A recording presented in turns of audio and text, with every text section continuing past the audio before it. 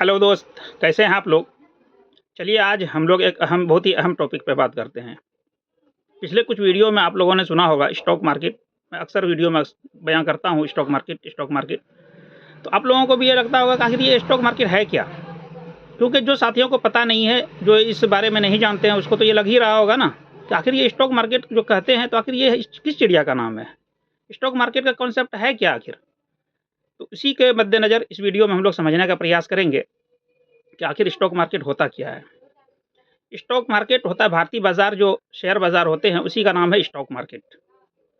तो जब stock market का नाम आया तो आप लोगों को ये भी लग रहा होगा कि सिर्फ भारत में ही क्या स्टॉक मार्केट होता है और देशों में नहीं होता है। जी हाँ, और देशों में भी स्टॉक मार्केट है, लेकिन उसके अलग नाम है। तो कुछ देशों के मार्केट का नाम मैं बता रहा हूँ, आप लोग नोट कर लीजिएगा। जैसे कि चाइना का एक मार्केट होता है, जैसे भारत में स्टॉक मार्केट कहा जाता है, तो चाइना का मार्केट का नाम है हैंग सेंग। उसी तरह से जब जापान आप जाते हैं तो जापान का मार्केट का नाम है निकाई। अमेरिका जब जाते हैं आप, यूरोप जाते हैं तो डाउ जोन्स, और यूरोप जाते हैं तो डाउ फ्यूचर। इसी तरीके से सिंगापुर अगर जाते हैं, सिंगापुर के मार्केट का नाम है गिफ्ट निफ्टी। इसी तरह से एक भारतीय बाजार है तो भारतीय बाजार का नाम है स्टॉक मार्केट। अब बात रही कि ये स्टॉक होता क्या चीज़ है, क्योंकि बहुत अहम सवाल है ना ये कि आखिर ये स्टॉक होता क्या चीज़ है। तो उसी विषय में आज हम लोग बात करने का प्रयास करते हैं और समझने का प्रयास करते हैं कि देखिए स्टॉक एक ऐसा चीज़ है, बहुत बड़ा कॉन्सेप्ट है अपने आप में। ये शुरुआत करते हैं कि जैसे मान के चलिए कि हमको कोई बिजनेस करना है, कोई बड़ा बिजनेस करना है और हमको ज़रूरत है उसमें 100 करोड़ रुपए की, और उस बिजनेस में हमको 100 करोड़ रुपए की ज़रूरत है, लेकिन मेरे पास पैसा है सिर्फ 25 करोड़। लेकिन उस बिजनेस को, जिस बिजनेस को मैं सोचा हूँ, अपने माइंड में लाया हूँ, उस बिजनेस को करने के लिए हमको चाहिए 100 करोड़ रुपए। तो है तो 25 करोड़, तो बाकी कितने बचे? 75 लाख। तब ये 75 लाख रुपए आएंगे, ये 100 करोड़ तो 75 करोड़ रुपए बच गए। ये 75 करोड़ आएंगे कहाँ से? ये बड़ा सवाल है ना। 25 ही करोड़ मेरे पास है तो 75 करोड़ रुपए ये आएंगे कहाँ से?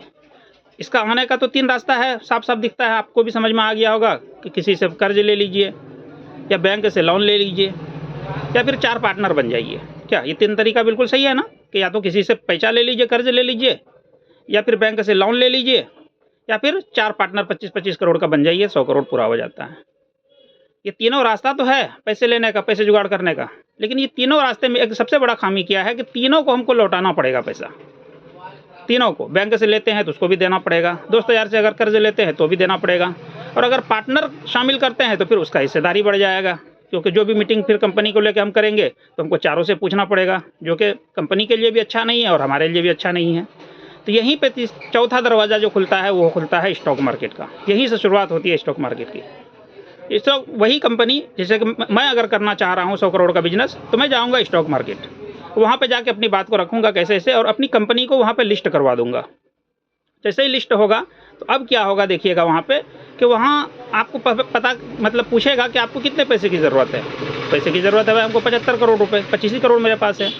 तो वहाँ पे क्या होगा कि वो आपकी कंपनी को वहाँ पे रजिस्टर कर लिया जाता है, और आप वो इनिशियल पब्लिक ऑफर यानी IPO लॉन्च हो जाता है, यानी 75 करोड़ का IPO मार्केट में लॉन्च कर देती है।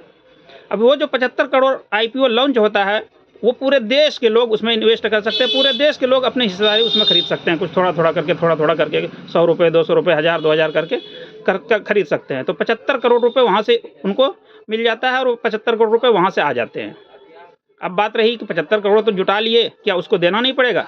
जी नहीं, वहाँ से कंपनी का अब क्या होता है, कंपनी का एक रूल होता है कि 10% से ज़्यादा हिस्सेदारी, यानी 10% से ज़्यादा शेयर कोई एक शेयर होल्डर नहीं रख सकते हैं, नहीं ले सकते हैं। इसीलिए तो उतना बड़ा वहाँ पे कंपनी खोल के बैठी हुई है भारतीय स्टॉक एक्सचेंज। तो अब जो 75 करोड़ जो शेयर मार्केट में बिके, तो अब जब कंपनी को कोई अहम मीटिंग की ज़रूरत होगी तो अब वो 75 करोड़ लोगों से पूछने की उसको कोई ज़रूरत नहीं है, क्योंकि सबके पास थोड़ा थोड़ा है, थोड़ा थोड़ा सबके पास है, सबके पास चला गया और सबका। अब बात रही कि ठीक है, वो तो कंपनी जो खोलना चाह रहे थे उसको तो मिल गया 75 करोड़, ये पब्लिक को क्या मिला? अब पब्लिक को क्या मिलता है ये बात मैं समझा रहा हूँ कि पब्लिक के हिस्से में शेयर आ गया, यानी हिस्सेदारी ही आया आपके इसमें। शेयर का मतलब होता है कंपनी का हिस्सेदारी, लेकिन इतना कम हिस्सेदारी आपके पास है कि आप बड़े अहम बैठक में हिस्सा नहीं ले सकते हैं। तो चलिए, तो जो शेयर होल्डर है अब उसको क्या मिलेगा? तो शेयर होल्डर को मिलेगा डिविडेंड। कंपनी जब आगे ग्रोथ करेगी, क्योंकि कंपनी फिर वहाँ पे सेबी में रजिस्टर हो जाता है। अब कंपनी का पूरा देख रेख सेबी संभालती है, सेबी भारत की एक बहुत बड़ी संस्था है सेबी। वहाँ से अब कंपनी का सारा बागडोर सेबी के हाथों में चला जाता है जब स्टॉक एक्सचेंज पे ये कंपनी लिस्टेड होती है। अब क्या है कि सेबी कहती है कि हर 3 महीने में हमको बायोडाटा ऊपर करके दो। पिछले 3 महीने में आपने कितना सेल किया, कितना रेवेन्यू किया, कितना कमाया, कितना पब्लिक को बांटा, कितना खर्च किया, ये हर 3 महीने में सेबी को कंपनी जाके अपना रिपोर्ट सौंपती है। और उसमें से जो पैसा बचती है फिर वो डिविडेंड के रूप में तमाम शेयर होल्डरों को जितना जिसका हिस्सा है उसमें बांट दिया जाता है। तो उसी से शेयर होल्डर को फिर लाभ होता है। अब बात रही कि शेयर, उसी को स्टॉक कहा जाता है, यानी शेयर, यानी किसी कंपनी का शेयर, यानी कि अगर 75 करोड़ शेयर धारक हो गए तो अगर एक मतलब सब कोई 1 करोड़ अगर ले लिया तो 75 आदमी के पास चला गया। लेकिन 1 करोड़ लेने का तो पहले ही हमने बता दिया कि 10% से ज़्यादा हिस्सेदारी किसी को देगी नहीं कंपनी। इसीलिए इतना कम अमाउंट में हर कोई उसमें इन्वेस्ट करके कंपनी का भी काम हो जाता है और कंपनी ग्रोथ करती है तो फिर कंपनी डिविडेंड देती है तमाम शेयर होल्डरों को। 25% उसका पैसा था, 25% वो रख लेती है, बाकी 75% डिविडेंड के रूप में सब में बांट दिया जाता है। तो इसी को कहता है स्टॉक मार्केट, शेयर बाजार। भारत में है तो भारत का स्टॉक एक्सचेंज NSE और BSE दोनों 2 है, बॉम्बे स्टॉक एक्सचेंज और नेशनल स्टॉक एक्सचेंज। इसी तरह इसी को स्टॉक कहा जाता है। वही स्टॉक शेयर हम लोग खरीदते हैं, बाय करते हैं जब उसका फ्यूचर में प्राइस बढ़ जाता है। यानी मान के चलिए हम किसी स्टॉक का प्राइस 100 रुपये तय हुआ वहाँ, अब जब मार्केट में आया तो और खरीदने वालों को लगा कि तो कंपनी बहुत अच्छी है, इसको खरीदना चाहिए, तो इसका प्राइस 101 हो जाता है। फिर और लोगों को लगता है यार ये कंपनी तो बहुत गजब की आई है मार्केट में, यार बहुत धमाल मचा देगी, तो फिर उसको खरीदने के लिए होड़ मचती है तो उसका प्राइस 102 हो जाता है। हमने तो खरीदा था 100 पे, अब वो प्राइस 102 चला गया। उसी तरह करके 103, 104, 105, 110 बड़े बड़े खरीदार आने लगते हैं उसमें, क्योंकि कंपनी पे भरोसा होता है, कंपनी का मालिक अच्छा है, कंपनी पे भरोसा होता है तो शेयर दौड़ने लगता है। तो हमने 100 में खरीदा, 110 पे चला गया, फिर बेच दिया तो हमको 10 रुपये पर शेयर मुनाफा हो गया। अगर मेरे पास 100 शेयर है तो 100 गुना 10 कर लीजिए, 1000 रुपये आपको मुनाफा हो गया। इसी तरह से शेयर का भाव बढ़ता है और कंपनी समय समय पे डिविडेंड बांटती रहती है, वो अलग से आपके अकाउंट में क्रेडिट हो जाते हैं। इसी तरीके से शेयर मार्केट में शेयर को खरीद सकते हैं, बेच सकते हैं और अपना कंपनी में हिस्सेदारी ले सकते हैं। इसी का नाम है स्टॉक मार्केट। और इसी वीडियो में मैं हर वीडियो में यही चर्चा करता हूँ कि इसी का नाम है स्टॉक मार्केट। इसीलिए स्टॉक मार्केट में इन्वेस्ट करना चाहिए हम लोगों को, क्योंकि इतना बड़ा देश है, 140 करोड़ की आबादी है। स्टॉक मार्केट में कितने लोग अभी काम करते हैं? 4 से 5 करोड़।